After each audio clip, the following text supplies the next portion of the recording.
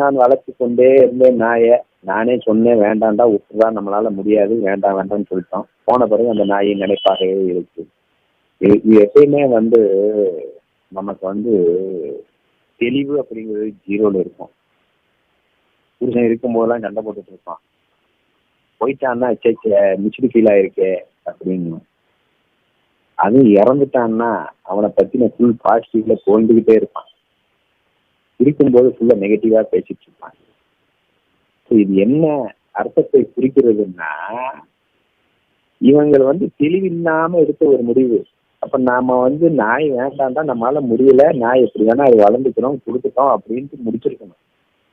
இல்ல நாய் நம்ம தான் வளர்க்கணும் அப்படின்னு ஒரு ஈகோ, அந்த கொஞ்ச நாள் வளர்க்கறதுலயே ஒரு அட்டாச்மெண்ட், அந்த நாய் வளர்க்கறதுல இவ்வளவு அட்டாச்மெண்ட். அப்ப நாளைக்கு எத்தனை விஷயத்துல அட்டாச்மெண்ட் ஆயிட்டு இருக்கோம். அப்ப கண்ணன் காப்பாற்றுகிறான், கண்ணனுக்கு கருவியாக இருந்து நான் அதை செய்கிறேன், அது முடிந்த அளவுக்கு நான் செய்கிறேன். இப்போதும் நான் என்னிடம் இருக்கும்போது கண்ணன் தான் காக்குறான், இன்னொருத்தன் இருக்கும்போது கண்ணன் தான் காக்குறான். இல்ல நாளைக்கு இப்படி பார்த்தா அவருடைய கர்மா அதை வாழ வைத்துக் கொண்டிருக்கிறது. நான் விருப்பம் இல்லாம தான் ஒரு முடிவு எடுத்திருக்கேன். அனைவருக்கும் சேர்ந்து ஒரு சாயதான படிப்பு போயிட்டே இருக்க வேண்டியதானே. அப்ப பிரச்சனை என்ன? நம்ம பண்ணும் போதே வேணும் வேணாம், இதுதான் ஈகோ. அவனை வாழவும் விடாது, சாகவும் விடாது, வச்சுக்கவும் விடாது, விடவும் விடாது.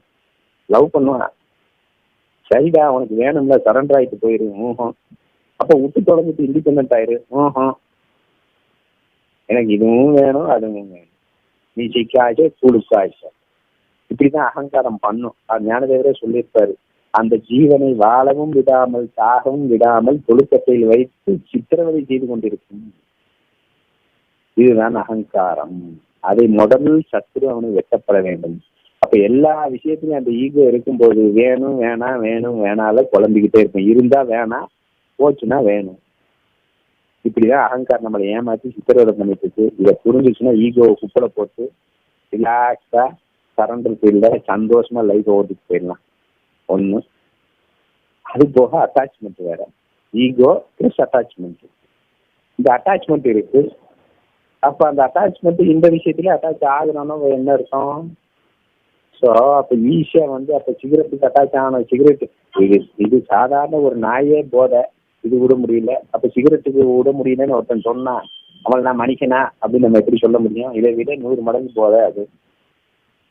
அதெல்லாம் அண்டர்ஸ்டாண்ட் பண்ணிக்கணும். அப்ப நம்மெல்லாம் சிகரெட் குடிச்சா என்ன ஆகும் அப்படின்னு.